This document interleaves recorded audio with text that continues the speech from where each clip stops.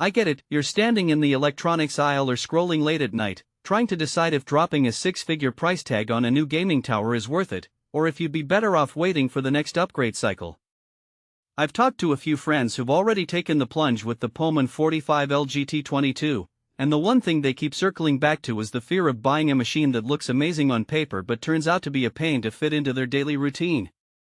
Link is in the description if you want to check the product details on Amazon.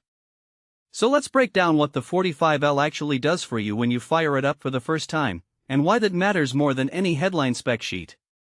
First off, the 45L isn't just a box of parts, it's a full-on workstation built around a massive liquid-cooled chassis.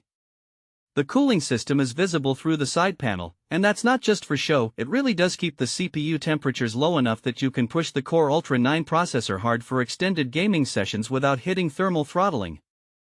I've seen gamers stream 4K titles for 4 straight hours while the fans stay almost whisper quiet, which is a huge win if you live in a shared apartment where you just don't want a roaring beast humming in the background. The downside is that the liquid cooling loop adds a little extra weight and makes the whole tower a bit bulkier than a traditional air-cooled case, so you'll need a sturdy desk or a dedicated gaming nook. Now, let's talk about the everyday experience of plugging this thing in.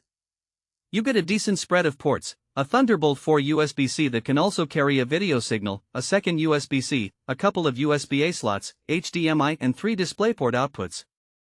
That means you can hook up a 144Hz monitor, a secondary ultra-wide for productivity, and even a VR headset without needing a dock or a separate graphics adapter.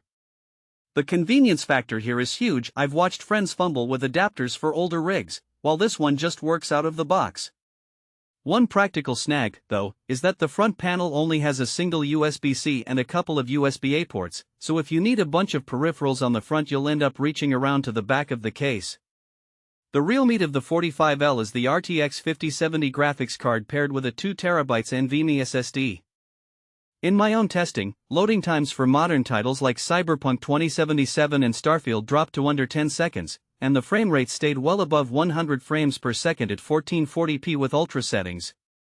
That's the sweet spot for most gamers who want buttery smooth performance without stepping into 4K territory, which can be overkill for 60Hz monitors. The SSD also gives you plenty of space for a growing game library, and the speed means you can transfer large video files in a snap if you dabble in editing. On the flip side, the 12GB of VRAM on the RTX 5070, while generous today, could start feeling tight if you plan to push 8K textures or run multiple high-resolution monitors in the future. It's not a deal-breaker now, but it's something to keep on your radar if you think you'll need that extra headroom later. Who should walk away from this machine? If you're a casual gamer who only plays a few indie titles a week, you'll probably be paying for horsepower you'll never tap. The 45L shines for people who sit at the intersection of gaming, streaming, and content creation, folks who want to record at 1080p or 4K, edit footage, and still have spare cycles for AI-assisted tools without feeling the lag. It also makes sense for anyone who values a clean aesthetic. The RGB lighting is subtle, the case can be opened without special tools, and the overall design fits nicely into a modern setup. Conversely, if you're looking for a budget-friendly build, or you're happy with a mid-range laptop that you can move around, the 45L's price point and size make it a less attractive option. A hidden trade-off many people overlook is the software ecosystem that comes with the HP OMEN line. The AI Copilot interface lives on top of Windows 11 Pro, offering one-click overclock tweaks and system health monitoring. For a user who enjoys fiddling with clock speeds, this is a nice shortcut that saves you from digging through BIOS menus.